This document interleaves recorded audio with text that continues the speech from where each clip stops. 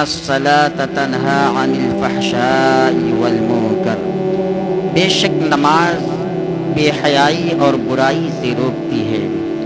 اسی آیت کریمہ کی روشنی میں تھوڑی دیر آپ حضرات کے سامنے گفتگو کروں گا، کیونکہ نماز تمام عبادتوں میں افضل عبادت ہے۔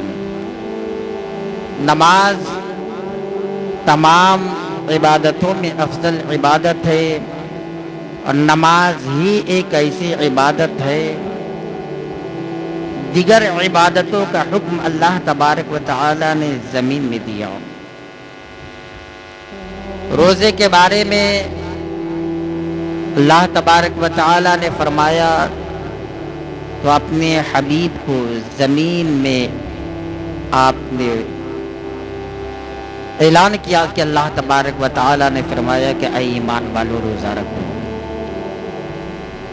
جتنے احکام ہیں سب زمینی ہے، مگر جب نماز دینا ہوا تو اللہ تبارک و تعالی نے اپنے حبیب کو معراج میں بلایا، اپنی بارگاہ میں بلا کر رب کائنات نے فرمایا اے میرے محبوب، آپ کی امتیوں کے لیے میں عظیم تحفہ دے رہا ہوں، اور وہ ہے 5 وقت کی نماز۔ نماز اتنی اہم عبادت کہ نماز کی فضیلت و عظمت، نماز کا رتبہ، نماز کا مرتبہ، نماز کی حقیقت کوئی جان لے تو ہمیشہ یہی تمنا کرے گا کہ میں پیدا ہوتے ہی یا جتنی مجھے عمر ملی ہے تمام عمر میں سجدے میں ہی گزار دوں۔ اللہ تبارک و تعالی نے اتنی اہم عبادت امت محمدیہ کو عطا کیا۔ ایک بندہ مومن جب نماز میں کھڑا ہوتا ہے، ہاتھ جب اٹھاتا ہے، اللہ اکبر کہتا ہے، اس وقت ایک بندہ مومن کی شان یہ ہوتی ہے، فرشتے اس وقت بھی اس بندے کا ذکر کرتے ہیں کہ یہ دیکھو دنیا کی ساری چیزوں کو چھوڑ کر یہ رب کی بارگاہ میں کھڑا ہو رہا ہے۔ ہاتھ اٹھانے کا ایک مقصد یہی ہے کہ جتنی چیزیں ہیں سب میں پیچھے چھوڑ دے رہا ہوں، یا اللہ اب تیری بارگاہ میں کھڑا ہو رہا ہوں، ساری چیزیں بھی، اب کوئی بھی چیز کا خیال نماز میں نہ آئے۔ تو جو یہ سوچ کر نماز پڑھتے ہیں کہ ساری چیزوں سے میں دور ہو کر کے اب رب کی بارگاہ میں حاضر ہو رہا ہوں، ہاتھ اٹھانے کا مقصد ہی یہی ہے کہ ایک بندہ مومن جیسے ہاتھ اٹھائے تو ساری چیزوں کے بارے میں یہ تصور کرے کہ سب کچھ میں پیچھے چھوڑ دے رہا ہوں۔ اب دکان کا خیال نماز میں نہ آئے گا، اب مکان کا خیال، پراپرٹی کا خیال، بیوی بچوں کا خیال نماز میں نہ آئے گا۔ بزرگان دین فرماتے ہیں، اور حدیث پاک کا مفہوم بھی ہے کہ ایک بندہ مومن جب سجدے میں جاتا ہے تو اللہ کے بہت زیادہ قریب وہ ہو جاتا ہے۔ ایک نمازی حالت نماز میں رب سے باتیں کرتا ہے، رب سے وہ کلام کرتا ہے۔ تو اتنا اہم موقع نماز میں ملتا ہے ایک مسلمان کو کہ وہ ڈائریکٹ خدا سے باتیں کر رہا ہے، رب کی بارگاہ میں اس طرح حاضری اس کی ہوئی ہے کہ رب سے کلام وہ کر رہا ہے۔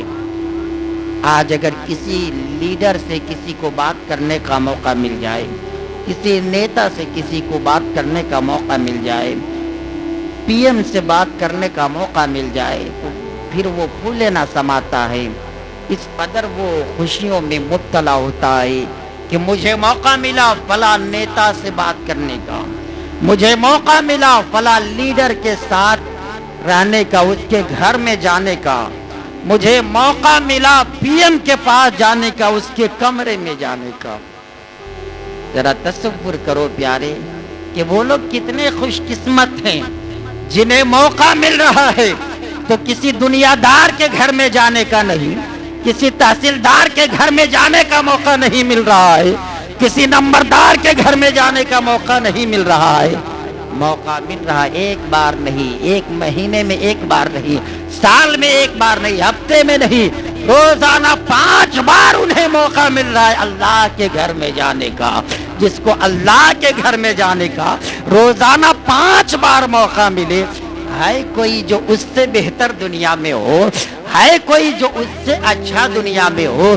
جو رب کا گھر بار بار جاتا ہو، جو رب سے بار بار باتیں کرتا ہو، جس کو یہ موقع ملے کہ دن میں 5 مرتبہ وہ رب سے باتیں کرے، جس کو یہ میسر ہو جائے کہ وہ رب کے گھر میں ایک بار نہیں دن میں 5 بار جائے، پھر اس کے مقابلے میں کوئی نہیں آ سکتا، اس کے مد مقابل کوئی کھڑا بھی نہیں ہو سکتا، اس سے بہتر کوئی انسان نہیں ہو سکتا، اس سے اچھا کوئی شخص نہیں ہو سکتا۔ تو اے مسلمانوں، اے اللہ کے نیک بندو، او کلمہ پڑھنے والوں، اپنی خوش قسمتی پہ ناز کرو۔ تمہارے پاس جو دولت ہے، تمہارے پاس جو نعمت ہے، تمہیں جو موقع ملا ہے، وہ کسی اور کو کہاں مل رہا ہے؟ تمہارے پاس جو دولت ہے وہ کسی اور کے پاس نہیں ہے، اور وہ دولت رہنے کے باوجود بھی اگر تم کتراؤ گے، اگر تم ہچکچاؤ گے، تو پھر ایسا ہی ہے کہ خود ہی اپنے پیر پہ کلہاڑی مار رہے ہو۔ یہ ایمان والوں کو یہ دولت ملی ہے، یہ ایمان والوں کو یہ عظیم تحفہ ملا ہے کہ اللہ تبارک و تعالیٰ نے تمہارے اوپر 5 وقت کی نماز کو فرض کیا ہے۔ اللہ تبارک و تعالیٰ قرآن مقدس میں ارشاد فرما رہا، ان الصلاۃ تنہا عن الفحشاء والمنکر، بے شک نماز بے حیائی اور برائی سے روکتی ہے۔ سب سے خطرناک چیز جو ہے وہ بے حیائی اور برائی ہے، اور یہ اگر کسی گھر میں داخل ہو جائے تو پورے گھر کو اجاڑ کر رکھ دیتی ہے۔ بے حیائی اور برائی اتنی خطرناک چیز ہے، اتنی ڈینجر چیز ہے، جس معاشرے میں جاتی ہے پورے معاشرے کو اجاڑ کر رکھ دیتی ہے، جس ملک میں جاتی ہے پورے ملک کو تباہ و برباد کر دیتی ہے، جس سوسائٹی میں جاتی ہے پورے سوسائٹی کو تباہ و برباد کر دیتی ہے۔ بے حیائی اور برائی اتنی خطرناک چیز ہے، جس گھر میں جاتی ہے پورے گھر کو تباہ و برباد کر کے رکھ دیتی ہے۔ جس خاندان میں یہ چیز چلی جاتی ہے پورے خاندان کا نام بگاڑ کر رکھ دیتی ہے۔ اور یہ اس دور میں اتنی آسان راستہ، اتنا آسان راستہ بے حیائی اور برائی ڈھونڈ لی ہے کہ آسانی کے ساتھ کسی بھی گھر میں، کسی بھی معاشرے میں، کسی بھی سوسائٹی میں آسانی کے ساتھ جا سکتی ہے۔ یہ ہمارا ہاتھ ہے نا، اس ہاتھ کے ذریعے سے برائی ہم تک پہنچ سکتی ہے۔ ہماری آنکھیں ہیں، ان آنکھوں کے ذریعے سے برائی ہم تک پہنچ سکتی ہے۔ ہمارے پیر کے ذریعے سے برائی ہم تک پہنچ سکتی ہے۔ یہ چھوٹی سی زبان ہے نا، اس سے ایک نہیں سینکڑوں برائیاں ہم تک پہنچ سکتی ہے۔ یہ برائی اور بے حیائی اس قدر انسانوں کو کھوکھلا کر دیتی ہے، اس قدر معاشرے کو اجاڑ کر رکھ دیتی ہے کہ انسانوں کو پتہ بھی نہیں چلتا کہ وہ کہاں تھا اور کہاں آ کر کے پہنچ گیا ہے۔ کسی معاشرے میں زندگی گزارنے والے کو پتہ بھی نہیں چلتا کہ ہمارا معاشرہ کہاں تھا اور کہاں چلا گیا۔ اور پھر نوبت یہاں تک آتی ہے کہ مکمل جب سوسائٹی اجڑ جاتی ہے بے حیائی اور برائی کے دلدل میں ڈوب کر، بے حیائی اور برائی کی وجہ سے جب کوئی گھر تباہ و برباد ہو جاتا ہے، پھر نوبت یہاں تک آتی ہے کہ اس گھر کا، اس معاشرے کا، اس خاندان کا کوئی بھی شخص باہر نکلنا بھی پسند نہیں کرتا۔ ایسا لگتا ہے کہ گھر کے اندر ہی ہم مر جائیں، ایسا لگتا ہے کہ معاشرے میں ہی گھٹ گھٹ کے ہم زندگی گزار دیں۔ اس طرح ہماری ناک کٹ گئی ہے، اس طرح ہماری بدنامی ہوئی ہے۔ مگر اے انسانوں، ذرا سوچو تو صحیح، یہ برائی اور بے حیائی ہم تک پہنچتی کیسی ہے، کس طرح آتی ہے؟ کبھی ہاتھ کے ذریعے سے، یا یہ ہمارا ہاتھ اگر برائی اور بے حیائی کا سودا کر لیا اس نے، تو اسی ہاتھ کے ذریعے سے ہم ہزاروں غلط کام کریں گے، اور اسی ہاتھ کے ذریعے سے ہم تک برائی اور بے حیائی پہنچے گی اور ہمیں بھی اجاڑ کر رکھ دے گی، ہمارے گھر کو بھی اجاڑ کر رکھ دے گی۔ یہی آنکھوں کو اگر ہم مس یوز کریں گے، غلط جگہ پہ ہم اپنی آنکھوں کو اگر یوز کریں گے تو انہی آنکھوں کے ذریعے سے ہم تک ہزاروں برائیاں پہنچ سکتی ہے۔ اسی ہاتھ کو غلط ہم اگر یوز کریں گے تو اسی ہاتھ کے ذریعے سے سینکڑوں برائی ہم تک پہنچ سکتی ہے۔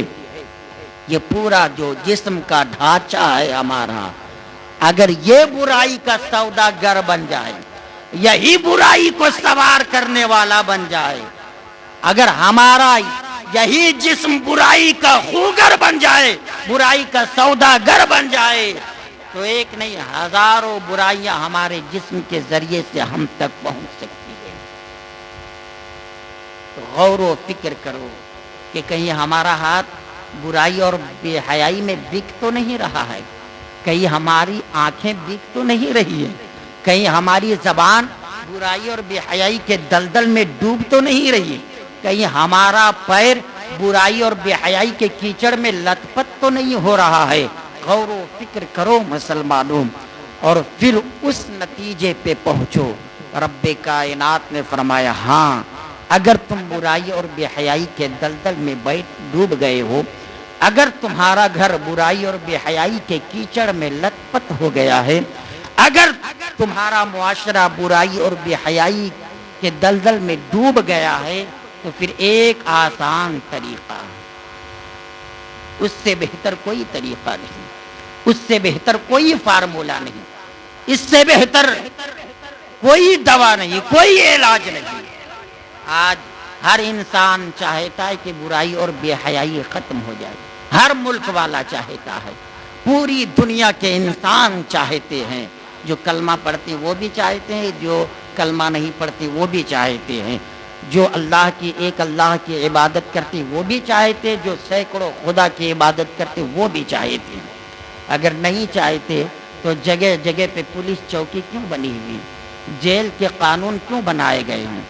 پوری دنیا میں حکومتی سطح پہ جو ایک قانون کے ذریعے سے پوری دنیا چلتی ہے، نظام نافذ کیا گیا، جیلوں میں سزائیں جو لاگو کی گئی کہ چوروں کی سزا یہ ہے، زانیوں کی سزا یہ ہے، جو ڈکیتی کرتے اس کی سزا یہ ہے، جو مرڈر کرتے اس کی سزا یہ ہے۔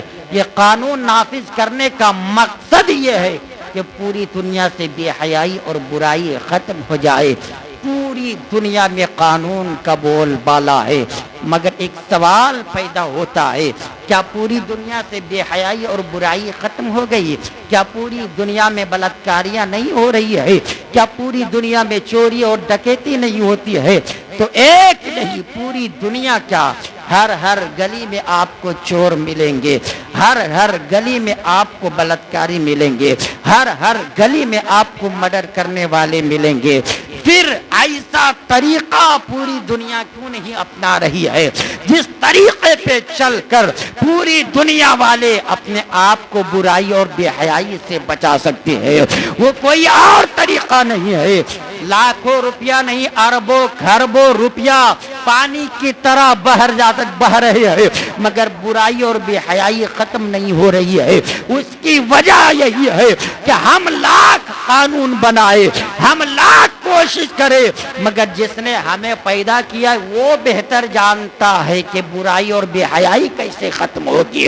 ہم چاہیں گے کہ دولت کے ذریعے سے برائی اور بے حیائی ختم ہو جائے، ہم کوشش کریں گے کہ قانون کے ذریعے سے برائی اور بے حیائی ختم ہو جائے، جو ہم قانون بنائے ہیں اس کے ذریعے سے برائی اور بے حیائی کا خاتمہ ہو جائے۔ تو یہ کبھی نہیں ہو سکتا، کیونکہ جس نے ہمیں پیدا کیا ہے وہ بہتر جانتا ہے ہمارے لیے بہتر کیا ہے، وہ جانتا ہے کہ اس کے لیے کون سا قانون اچھا ہے، کس قانون کو فالو کرے گا تو اس کی زندگی سنورے گی، کس قانون کو یہ اپنائے گا تو یہ معاشرے میں سینہ تان کر زندگی گزارے گا۔ رب کائنات نے بہتر طریقہ بتایا ہے، رب کائنات نے بہتر علاج بتایا ہے۔ ان الصلاۃ تنہی عن الفحشاء والمنکر، بے شک نماز ایسا راستہ ہے، نماز میں ایسا علاج ہے، نماز میں ایسی دوائی ہے جس کو استعمال کرنے سے ایک انسان بے حیائی اور برائی سے آسانی سے بچ سکتا. اس طریقے کو ہم کتنا فالو کر رہے ہیں. ہم چاہے رکھتے ہیں کہ برائی اور بے حیائی ختم ہو جائے. ٹھیک کسی کہنے والے نے کہا تھا کہ تم دوسرے کی ماں بہن بیٹیوں کو دیکھتے ہو، بری نظر ڈالتے ہو، مگر یہی کام اگر تمہارے گھر والوں کے اوپر کوئی کرتا ہے، تمہاری بہن پہ اگر کوئی بری نظر ڈالتا ہے، تمہاری بیٹی کو اگر کوئی چھیڑتا ہے، تمہاری بیوی پہ اگر کوئی غلط نظر ڈالتا ہے، تو ایک چاہے جتنا گھٹیا انسان ہو وہ آستین چڑھا لیتا ہے. اس کی غیرت جو ہے جھنجھوڑ کر کہتی ہے کہ تیرے سامنے تیری بہن کو چھیڑا گیا اور تو کچھ نہیں بول رہا ہے، تیرے سامنے تیری بیوی کے اوپر بری نظر ڈالی گئی اور تو کچھ نہیں بولا، تیرے سامنے تیری بیٹی پہ حملہ ہوا اور تو کچھ نہیں بولا. چاہے جتنا بدکار انسان ہو وہ سینہ تان کر کھڑا ہو جاتا ہے. مگر اے انسان، تیری غیرت کو سلام، تیری ہمت کو سلام. اپنے گھر پہ جب یہ بات آتی ہے تو تم خود آستین چڑھا لیتے ہو، مگر تم جب اسی کام میں مبتلا ہوتے اس وقت غیرت کہاں چلی جاتی ہے؟ جب تم کسی کی بیٹی پہ بری نظر ڈالتے ہو اس وقت تیری غیرت کہاں چلی جاتی ہے؟ جب تم کسی کی بیوی پہ غلط نظر ڈالتے ہو اس وقت تیری حیا اور غیرت کہاں چلی جاتی ہے؟ جب تم کسی ماں بہن بیٹی کے اوپر حملہ کرتے اس وقت تیری غیرت کہاں چلی جاتی ہے؟ کیا تجھے نہیں معلوم کہ میرے آقا نے ارشاد فرمایا ہے تم دوسروں کے لیے وہی پسند کرو جو اپنے لیے پسند کرتے ہو.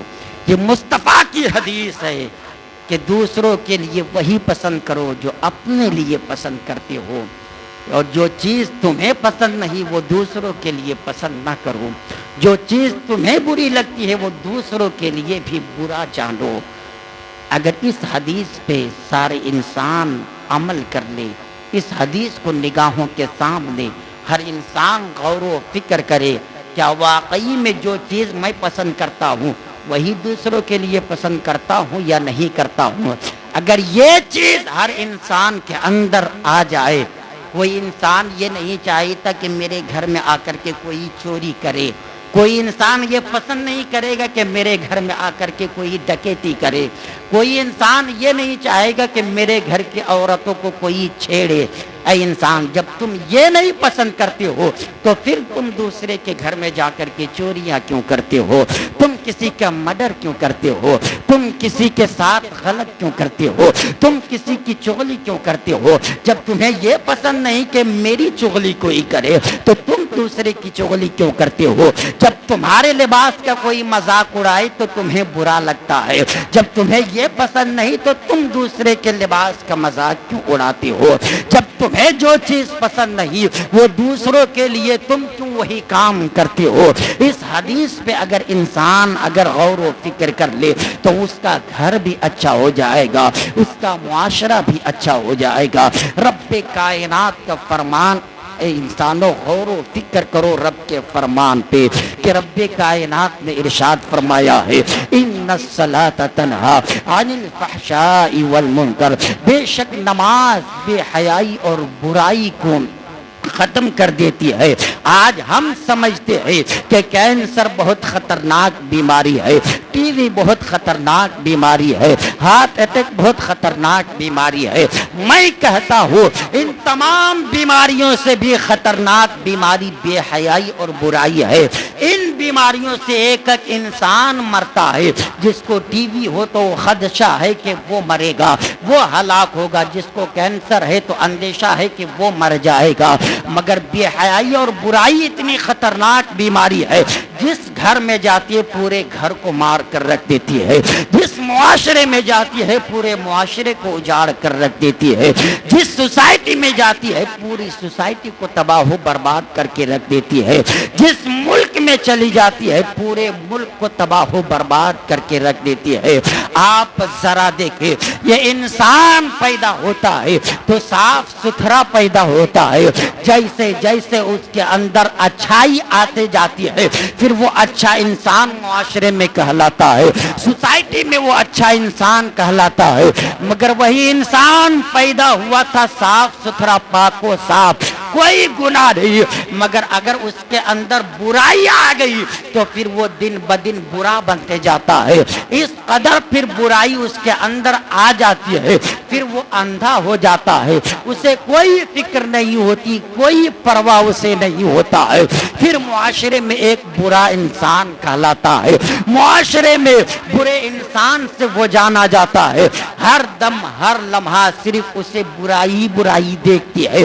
پھر وہ تاک میں لگا رہتا ہے کہاں میں چوری کروں, کہاں میں ڈکیتی کروں, کہاں میں غلط کام کروں. اور ایک انسان اگر اپنے اندر اچھائی لے آتا ہے, اگر وہ اچھا انسان بن جاتا ہے, پھر اس کا دل خود ہی کہتا ہے کہ یہ تیرا قدم برائی کی طرف جا رہا ہے, تیرا ہاتھ برائی کی طرف بڑھ رہا ہے.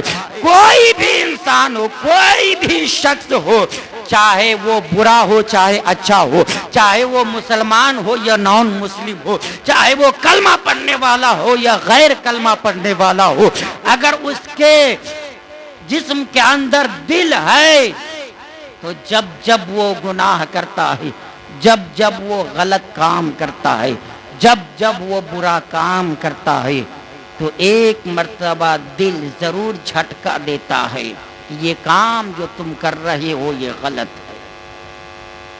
اب اس کے اوپر اختیار ہے چاہے وہ سدھرے یا نہ سدھرے. کبھی آزما کر دیکھ لینا, جب جب غلط کام ہوگا فوراً دل جھٹکا دے گا.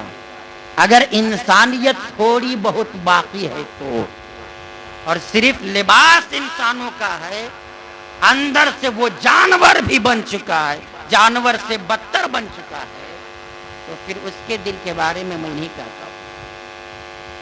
ہاں کچھ لوگ ایسے بھی ہوں گے, نمازی ہوں گے, حاجی ہوں گے, روزے دار ہوں گے, مگر وہ قبروں سے نکلیں گے قیامت کے دن تو اس کا چہرہ بندر کی طرح ہوگا, کسی کا چہرہ سور کی طرح, خنزیر کی طرح ہوگا. یہ میرے آقا کی حدیث ہے, والذی نفسی بیدہ لیخرجن من امتی من قبورہم فی صورت القردۃ والخنازیر, کہ میری امت کے بعض لوگ, ہاں یہی امت کے لوگ جن کے بارے میں کنتم خیر امت اخرجت للناس کہا گیا قرآن کہ تم سب سے بہترین امت ہو. کیوں کہا گیا جانتے ہو؟ ہم کسی اور نبی کی امت نہیں, ہم مصطفیٰ کی امت ہے نا, ہم نبیوں کی نبی کی امت ہے, ہم رسولوں کے رسول کی امت ہے. اس لیے رب کائنات نے فرمایا تمہاری نسبت میرے حبیب سے ہے نا, تمہارا تعلق میرے محبوب سے ہے, اس لیے تم بہترین امت ہو. مگر اس چیز کو ہم نے بھلا دیا, اس چیز کو ہم نے بھول گیا کہ رب کائنات نے قرآن میں ہمیں کیا اعزاز دیا. کسی اور امت کے بارے میں رب نے نہیں کہا کہ تم بہترین امت ہو. ہمارا چہرہ دیکھ کر رب نے نہیں کہا, ہماری تقوی پرہیزگاری کو دیکھ کر رب نے نہیں کہا, کہا ہے تو صرف اپنے حبیب کے صدقے میں کہا ہے کہ تم میرے حبیب کی امت ہو نا, تمہاری نسبت میرے محبوب سے ہے, اس لیے تم بہترین امت ہو. اب جب ہم بہترین امت ہیں اور ہمارا چہرہ بندر اور خنزیر کی طرح قیامت کے دن میں ہوگا تو مصطفیٰ کو تکلیف نہیں ہوگی. تو اور نبی اگر پوچھ لے یا رسول اللہ آپ کی امت کو رب نے بہترین امت کہا تھا اور آپ کی امت کے اعمال گناہ خطا اس طرح کہ ان کے چہرے بدل دیے گئے, اس وقت مصطفیٰ کو کتنی تکلیف ہوگی. رابعہ بصریہ سے کسی نے پوچھا تھا کہ اے رابعہ بصریہ اتنی عبادت کیوں کرتی ہو, کیا رب کی رحمت پہ تجھے بھروسہ نہیں؟ جانتے ہو کتنی عبادتیں کرتی تھی وہ؟ عبادت کرتے کرتے جب نیند آتی تھی نا تو اپنی آگ کی پتلی پہ، جو آگ کے اوپر کا جو پردہ ہے اس پہ آگ کی چنگاری لگاتی تھی اور کہتی تھی اے آگ، اس کے باوجود بھی اگر تو ستائے گی نا تو اس سے زیادہ سخت میں سزا دوں گی۔ کبھی کبھی اپنے بالوں کو رسی میں جکڑ کر کھوٹی سے باندھ دیتی تھی اور کہتی تھی اگر تو اس سے زیادہ ستاؤ گے نا، اگر نیند دو گے تو اس سے سخت میں سزا دوں گی۔ پوری پوری رات عبادت و ریاضت میں مبتلا رہتی تھی۔ اس رابعہ سے کسی نے سوال کیا تھا، رابعہ تجھے رب کی رحمت پہ بھروسہ نہیں؟ اس قدر تو روتی ہو، اس قدر عبادت و ریاضت کرتی ہو، رب کی رحمت سے تو نا امید ہو چکی ہو؟ جواب دیتی تھی نہیں نہیں، رب کی رحمت پہ مکمل مجھے یقین ہے، مگر میں یہ سوچ کر عبادت کرتی ہوں کہ میرے مصطفیٰ قیامت کے دن، نبیوں کے نبی قیامت کے دن، رسولوں کے رسول قیامت کے دن فخر سے اور نبیوں کو کہے کہ میری امت کی ایک خاتون کی عبادت یہ ہے، میری امت کے ایک لڑکی کی عبادت و ریاضت کا عالم یہ ہے۔ آج دیکھ لو رابعہ بصریہ کی عبادت و ریاضت کا عالم یہ ہے، ایک خاتون۔ مگر آج ہم بھول گئے کہ رب نے ہمیں کہا ہے کنتم خیر امت اخرجت للناس، تم بہترین امت ہو۔ اور اس امت کے چہرے اگر بدل دیے جائیں گے قیامت کے دن تو مصطفیٰ کے دل پہ کیا گزرے گا؟ خود اس انسان کے دل پہ کیا گزرے گا؟ میرے آقا فرماتے ہیں کہ مفلس وہ نہیں جس کے پاس پیسے نہیں، غریب وہ نہیں جس کے پاس کھانے پینے کے سامان نہیں، کنگال وہ نہیں جس کے پاس کپڑے نہیں، پیسے نہیں۔ آقا فرماتے کنگال تو وہ ہے جس کی نیکیاں قیامت کے دن دوسرے کو دے دی جائے۔ یہاں تو اگر ہمارے پاس کپڑے نہیں تو کوئی نہیں، ایک نہیں درجنوں لوگ کپڑے دینے کے لیے تیار ہو جاتے ہیں، پیسے نہیں تو ہزاروں لوگ مدد کرنے کے لیے تیار ہو جاتے ہیں۔ مگر قیامت کے دن ہمارے پاس نیکیاں ہوگی اور اگر ہم کسی کو ستائے ہوں گے، کسی کو گالی دیے ہوں گے، کسی کو تڑپائے ہوں گے، کسی کی مال کو چوری کیے ہوں گے تو آقا فرماتے پھر اس کی نیکیاں ان لوگوں میں تقسیم کی جائے گی، اور اگر نیکی اس کی ختم ہو جائے گی تو پھر اور لوگوں کے گناہ اس کے سر پہ لاد دیا جائے گا۔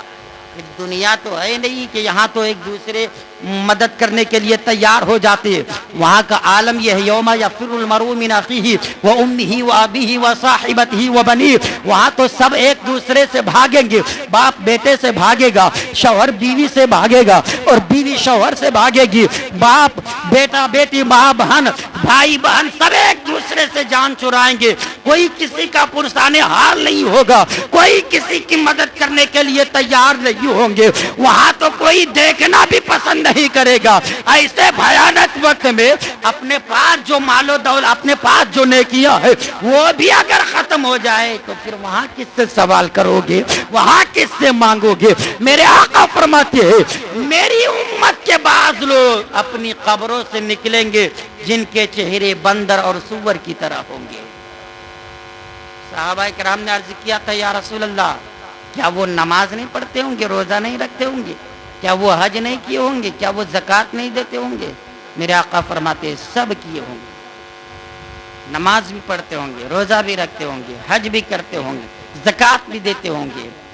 صحابہ کرام نے کہا یا رسول اللہ پھر کون ایسی برائی کیے ہوں گے جو چہرہ ہی بدل دیا جائے گا؟ کون ایسا گناہ کریں گے جو چہرہ ہی بدل دیا جائے گا؟ میرے آقا فرماتے ہیں بمداہنۃ فی المعاصی وکفہم عن النہی وہم یستطیعون، صرف وہ اپنی طاقت کو چھپا رہے ہوں گے، چاہتے تو وہ حق بات بول کر لوگوں کو سدھار سکتے تھے، چاہتا تو اپنے گھر والوں کو نمازی بنا سکتا تھا، چاہتا تو لوگوں کو برائی سے روک سکتا تھا، چاہتا تو حق بات بول کر معاشرے کو اچھا ماحول دے سکتا تھا، مگر وہ ڈر کے مارے نہ بولتا ہوگا کہ میں بولوں گا تو گھر کا ماحول خراب ہو جائے گا، بولوں گا تو معاشرے میں لوگ ہم سے جدا ہو جائیں گے، بولوں گا تو ہمارا کھانا بند ہو جائے گا، بولوں گا تو لوگ ہم سے سلام کلام کرنا چھوڑ دیں گے، بولوں گا تو ہمیں ووٹ دینا لوگ چھوڑ دیں گے، بولوں گا تو ہمیں کام دینا چھوڑ دیں گے، بولوں گا تو ڈیوٹی سے نکال دیں گے، بولوں گا تو لوگ ہمارے پاس جو لفافہ لے کر کے آتے وہ سب بند ہو جائے گا، کوئی کپڑا نہیں دے گا، کوئی سلام نہیں کرے گا، کوئی ڈیوٹی سے نکال دے گا، وہ اپنی طاقت کو چھپا رہے ہوں گے۔ میرے آقا فرماتے ہیں صرف خاموشی اور سستی برتنے کی وجہ سے قیامت کے دن جب اسے قبر سے نکالا جائے گا تو اس کا چہرہ بندر اور سور کی طرح کر دیا جائے گا۔ یہ میرے آقا کی حدیث ہے، یہ میرے مصطفیٰ کی حدیث ہے کہ اس کے چہرے بدل دیے جائیں گے۔ صرف ہم خاموش رہیں گے تو یوں ہی نہیں بصرہ کی سرزمین پہ کوئی ہنسانے والی تقریر کرتا تھا، چٹکلا سناتا تھا، لطیفہ بیان کرتا تھا جس سے لوگوں کو خوب مزہ آتا تھا، وہاں کے علماء کالر پکڑ کر باہر نکال دیتے تھے، چل ہٹ نادان کہیں تھے۔ یہ محراب، یہ مصلی امامت کی ذمہ داری تمہیں اسی لیے دی گئی ہے کہ تم لوگوں کا دل بہلائے اور اس سے پیسے بٹورے۔ حق بات بول اگر بولنا ہے تو، چاہے جس کو اچھا لگے یا برا لگے، کوئی پرواہ نہ کر، سچ بات لوگوں تک پہنچا۔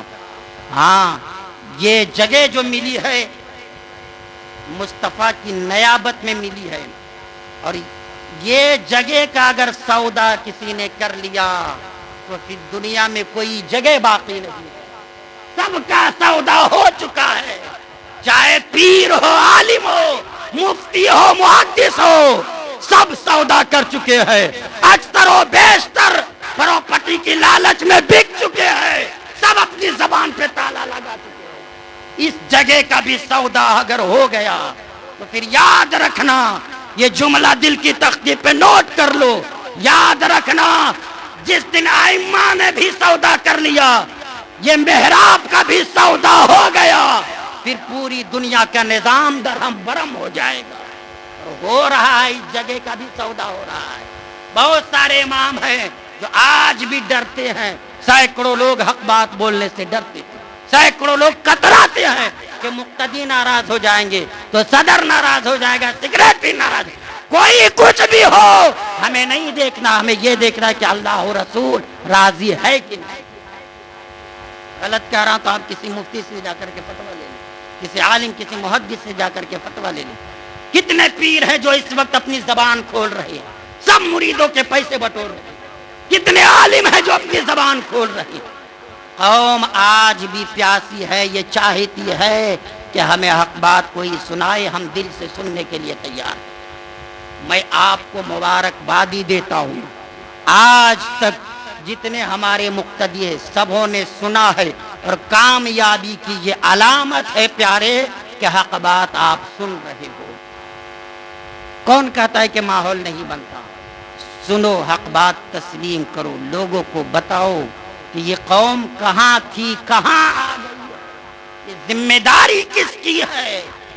حضرت امیر معاویہ رضی اللہ تعالی عنہ جب شہر مدینہ تشریف لائے، بس گفتگو ختم کر رہا ہوں ایک حدیث سنا کر۔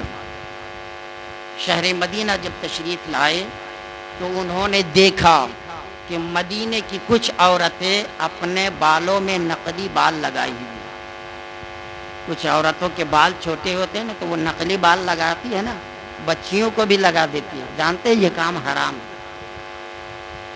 حضرت امیر معاویہ رضی اللہ تعالیٰ عنہ نے جب یہ دیکھا تو آپ نے بلایا لوگوں کو، حدیث کے کلمات، یا اہل المدینہ این علماؤکم، اے مدینے والے تمہارے علماء کہاں ہیں؟ کیا وہ مر گئے؟ کیا وہ غاروں میں چلے گئے، چھپ گئے؟ وہ برائیاں عام ہو رہی ہے اور یہ علماء خاموش کر کیا رہے ہیں؟ اس حدیث سے پتا چلا کہ معاشرے میں جب برائیاں جنم لیتی ہے تو اس کے ذمہ دار علماء ہوتے ہیں۔ میں پوچھنا چاہتا ہوں، کون سا علاقہ ہے جہاں عالم نہیں رہتے ہو؟ کون سا علاقہ ہے جہاں علماء نہیں رہتے ہو؟ ہر جگہ پہ عالم ہے نا۔ پھر حق بات اگر بولیں گے تو لوگ نہیں سدھریں گے، حق بات اگر بولیں گے تو لوگ مانیں گے نہیں۔ میں کہتا ہوں جتنے لوگ ہیں، ابھی میں کہوں اسلام کے لیے گردن کٹانا ہے، ہمیں امید ہے کہ ایک بھی لوگ گھر نہیں جائیں گے۔ نہ میں دعوے سے کہتا ہوں جس طرح آپ کا جذبہ، آپ کا حوصلہ بات سن رہے، ایک بھی شخص گھر نہیں جائیں گے، کہیں گے اگر حق ہے تو ہم یہیں سے گردن کٹانے کے لیے تیار ہیں۔ تو اگر ایسا ہی ماحول ہر جگہ کا بن جائے تو پھر پوری دنیا کا ماحول صحیح ہو سکتا ہے کہ نہیں؟ مگر افسوس، صد افسوس کہ آج مسجدوں کے بھی سودے ہونے لگے، آج محراب بھی بکنے لگا، آج زبانوں میں تالے لگنے لگے، پھر ہوگا کیا؟ العلماء ورثۃ الانبیاء حدیث میں آیا ہے کہ علماء جو ہے انبیاء کرام کے وارث ہیں، اور علماء کی شان یہ ہونی چاہیے۔ قرآن پاک کی تفسیر کا آپ مطالعہ کریں، ایک ایک دن میں سینکڑوں علماء قتل کیے گئے، مگر پھر بھی یہ خاموش نہیں ہوئے۔ صبح کے وقت 70 نبیوں کو قتل کیا گیا تھا قوم بنی اسرائیل، دور بنی اسرائیل میں قوم بنی اسرائیل نے ایک وقت میں 70 نبیوں کو قتل کیے صبح کے وقت۔ قرآن کی آیت میں یہ اس کا ذکر رب نے کیا ہے، کیف تکفرون بآیات اللہ ویقتلون النبیین بغیر الحق، حق بات کہنے کی وجہ سے 70 نبیوں کو بنی اسرائیلیوں نے قتل کیا تھا۔ وہ ماحول تو سناٹا ہو جانا چاہیے کہ 70 نبیوں کے سامنے ہماری کیا اوقات ہے؟ ان کے قدموں سے لگنے والے دھول کے بھی برابر ہم نہیں ہیں۔ وہ ہم کیا، پوری دنیا والے ایک طرف، ایک نبی کے قدموں سے لگی ہوئی دھول کی چٹکی برابر ایک طرف، پوری دنیا کے مسلمانوں کے اعمال ایک طرف، ایک نبی کا معمولی سے عمل ایک طرف، مد مقابل نہیں ہو سکتا۔ 70 نبیوں کو قتل کیا گیا، مگر ماحول خراب نہیں ہوا۔ علماء اٹھے اور کہا تم کیا سمجھتے ہو کہ 70 نبی دنیا سے چلے گئے، قتل کر دیے انہیں، تو ہم خاموش ہو جائیں گے؟ علماء نے اپنی زبان کھولا، شام کے وقت سینکڑوں علماء کو بنی اسرائیلیوں نے قتل کر دیا۔ اتنا خطرناک ماحول آج آ گیا ہے کہ ہر کسی کے اندر طاقت ہے نا، ہر کسی کے اندر پاور ہے، کم سے کم وہ باہر جا کر کے نہیں بول سکتا، اپنے گھر کا ماحول تو صحیح کر سکتا ہے نا۔ اور جو بھی خاموشی برتے گا، جو بھی اس کے اندر طاقت ہے، اگر اس کو چھپائے گا تو اس کا حشر ایسا ہی ہوگا۔ یہ میرا کہنا نہیں، میرے آقا کا فرمان ہے، وہ قبروں سے نکلے گا تو جسم تو انسان کا ہوگا، چہرہ کسی کا بندر کی طرح ہوگا، کسی کا سور کی طرح ہوگا۔ جو بھی ہو اس کے اعمال کو، اس کی نمازوں کو، تقوی پرہیزگاری کو نہیں دیکھا جائے گا۔ اگر اس کے اندر تھوڑی بہت طاقت ہے کہ اس طاقت کو استعمال کرتا تو گھر والوں کو سدھار سکتا تھا، معاشرے کو سدھار سکتا تھا، سوسائٹی کو سدھار سکتا تھا۔ اگر وہ ڈر کے مارے اپنی طاقت کو چھپائے گا تو اس کے چہرے قیامت کے دن بدل دیے جائیں گے۔ جن کو خوف ہے اپنی زندگی میں 4 چاند خود لگا سکتا ہے، جن کے دل میں خدا کا خوف نہیں، وہ چاہے جس طرح زندگی گزارے۔ وآخر دعوانا الحمدللہ رب العالمین۔ السلام علیکم۔